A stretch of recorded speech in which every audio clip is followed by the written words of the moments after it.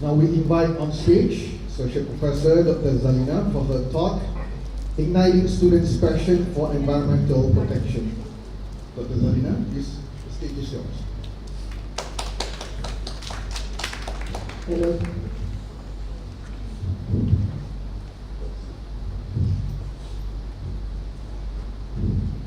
Assalamualaikum warahmatullahi wabarakatuh and good morning.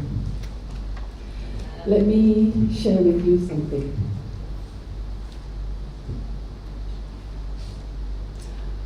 I'm sure you have seen or experienced this before. Almost every year, our cities are hit by flash floods. There are simply too much of impervious surfaces in the streets, parking lots and buildings that causes rainwater to be channeled directly into drains and causes flooding. In other words, there are simply not enough green areas in the streets that to absorb stormwater underground.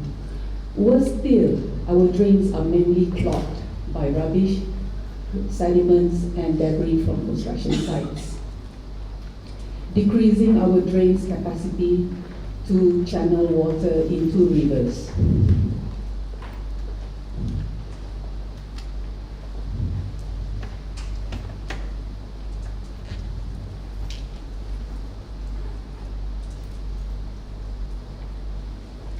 Year in, year out, we have seen so many fatal environmental disasters like landslide. But our construction industry seems so hard to learn their mistakes. We can still see many new projects being built on dangerous slopes and environmental sensitive areas.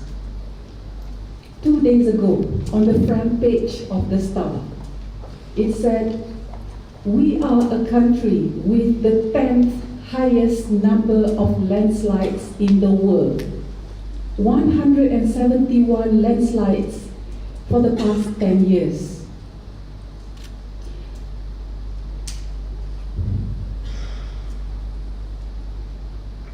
Full glass buildings are still being built everywhere. These buildings consume huge amount of electricity for air conditioning to cool down the spaces. In fact, 40% of global energy use and greenhouse gas emissions are related to the building industry." Now, why am I telling you all this? These are the results of these environmental issues are actually related to ourselves, to the building construction industry. The fact that the construction industry have sort of like very difficult to learn from their mistakes. It is reflected to the lack of attitude, lack of values, lack of feeling of concern to the environment.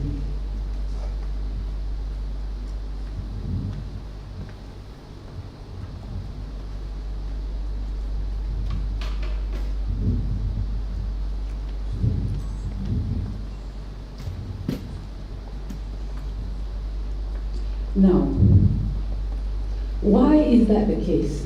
We are living in a country that has so many environmental disasters. That is related to our attitude. Under the theory of change,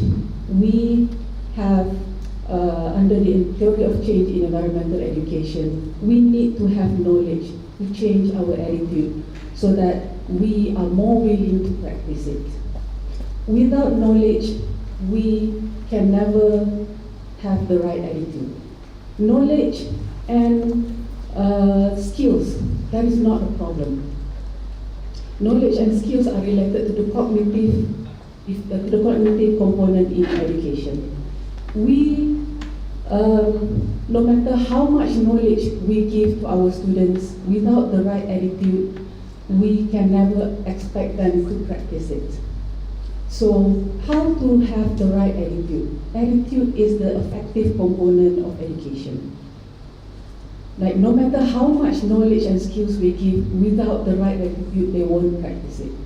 Now, how are we going to change that attitude? But before I answer that question, let me share with you how I myself changed my own environmental attitude. When I first joined UPM 17 years ago, I lived in Bukit Beruntung. So I drove 140 kilometers every day to and from UPM. So every month I spent half of my salary on petrol, on toll charges, and speed trap summons. So I wasn't happy. One day, as I drove, it was raining heavily, and I was late for my class. I was speeding on a highway. As my car hit large patches of rain water on the road, my car spun out of control, hit the divider, and flipped over. My broken collarbone tortured me for more than a month. Since that accident, I realized that I had not been living in a sustainable manner. Environmentally, I contributed to air pollution because me and my husband burn so much fossil fuel every day. Economically, I suffered. Socially, I was not happy. So I told my husband, why not we move elsewhere to make a better life? So we moved to Puchong. Yes, it was closer to UPM. Yes, I did have some money at the end of the month to spend for something more important than petrol and saman. But still, I was not happy. Puchong is never known as a calm city. It is a city of hustle and bustle with little access to efficient public transport. It is every little square inch of the land is built up with very minimum green areas, let alone public parks. The only one public recreational park in Puchong was 10 kilometers away from my house and only accessible from the terribly congested LDP highway. Walking, jogging, cycling was considered inconvenient or in fact suicidal because there was not enough facilities for those activities. I had to drive all the way to Putrajaya to jog around the lake. So almost every year Puchong hit with flash floods. And I suffered from stress due to endless traffic congestion and air pollution almost every day. And that was the kind of life I had for more than 10 years. The kind of life that was not sustainable, the kind of life that was not good for my general health and well-being. This image changed my life. My family and I moved to Adelaide and we lived there for more than about 4 years. Adelaide is a city, is one of the world's most livable cities. Adelaide is the only city in Australia that is completely surrounded by parklands. And Adelaide has the most number of parks in Australia. Every little suburb in Adelaide has little parks for the community.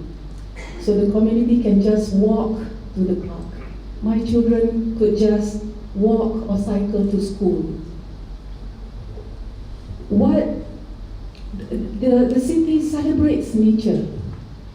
And at the same time, the city provides efficient and expensive public transport system. So owning a car in Adelaide was an option, not a necessity. And what I learned from my experience in Adelaide was that a developed country is not where the poor own a car. It's where the rich take public transport. I also learned that I love nature. Since then, I love the beauty of nature. And since then, I realized that development of built environment can go hand in hand with natural environment. And since then, I realized that I became passionate. I have become passionate with environmental issues, and sustainable development has become my biggest interest.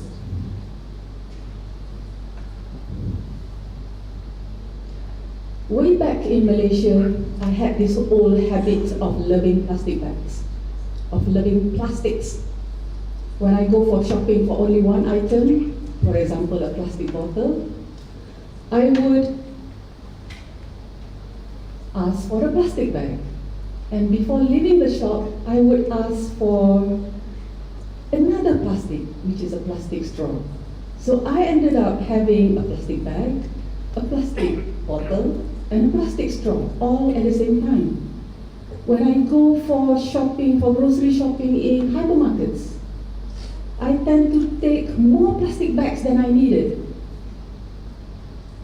But when I first went for grocery shoppings in Adelaide, I saw almost everyone carried at least one green bag. I felt like I was committing a big sin if I hadn't got one. Whether shopping only an item or a trolley of items, the cashier would always ask me whether I would need a bag, whether I would need a plastic bag. And I would feel completely embarrassed if I had to say yes. When I returned to Malaysia from Adelaide 8 years ago, I carried on my green habits. I carried my green bags everywhere. In fact, I have a green bag in my handbag right now. Whenever I go for Pasar Ramadan, I carry my own Tupperware, and I persuaded my husband to do the same. But I realized that the mentality of the local people remained the same. They worship plastic bags. When I handed over a green bag to the cashier would insist to give me a plastic bag. They put all the items in a plastic bag, then put that in my green bag. I said, I don't need a plastic bag. The cashier would look at me like, why, ma'am? It's free. We have plenty. Then I realized that to change the attitude or to protect the environment in our country is to change the attitude of the local people. And as a lecturer in UPM, I feel it is my obligation to change the attitude of my own students. So, back to the question that I asked just now. How do we ignite students' passion or develop their positive attitude for environmental protection? Initially, this is what I did.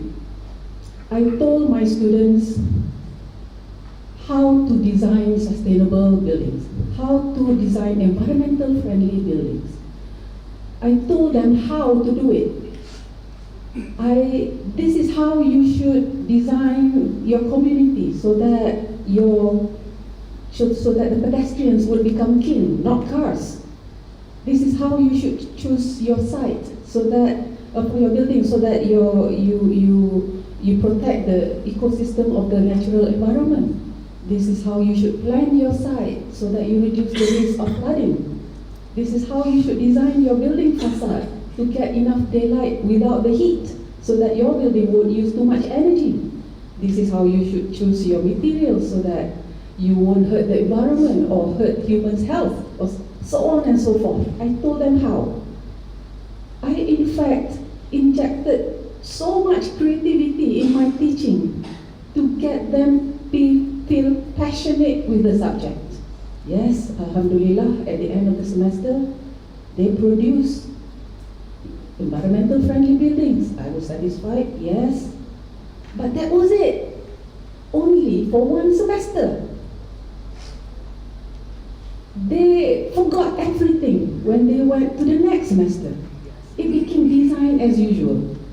Beautiful building, functional building, but no environmental values. So I asked myself, what went wrong? They regarded their personal initiatives for sustainability as just as worthless, like a drop in the ocean that changed very little globally. It's like, why should I reduce my building's energy? Well, it's only one building. We still have global warming. That kind of attitude, that kind of mentality. So how could I change that? Here's my takeaway from my presentation. Teaching students how alone is not enough. If they did not understand why they should do it, it's like teaching, if your mother asks you to recycle now, go and recycle your bottle, your plastic, whatever, you would do it, of course. Now, tomorrow, but not next week, but not next month. So teaching students how to do it without the component of why will not change them into a responsible or passionate individuals. My mistake that I did before was that I concentrated more on architecture, buildings, and built environment. But I ignored their responsibilities as individuals. I focused more on giving them advanced lessons, but I ignored the basics. I emphasized more on developing their brain and skills, their hands, but I forgot their heart. So that's why recycling programs in Malaysia are so difficult to succeed, because many of us don't have the heart to care.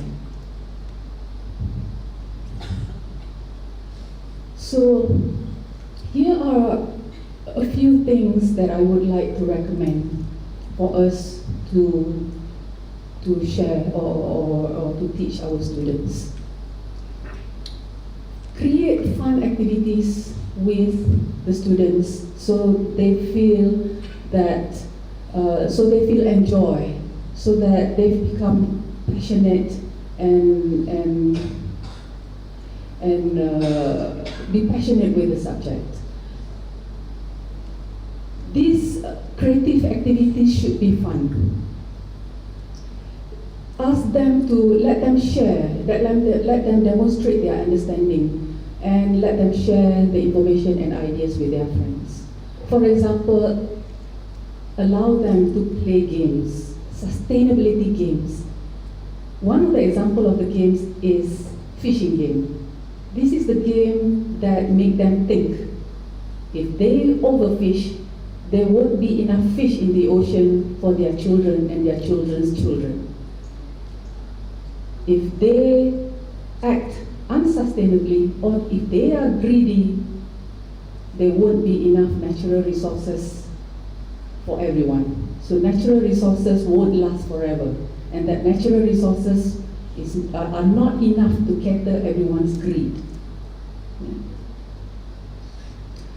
Ask them to debate among themselves about current environmental issues, and debate among themselves about how can they play a role to solve the problem.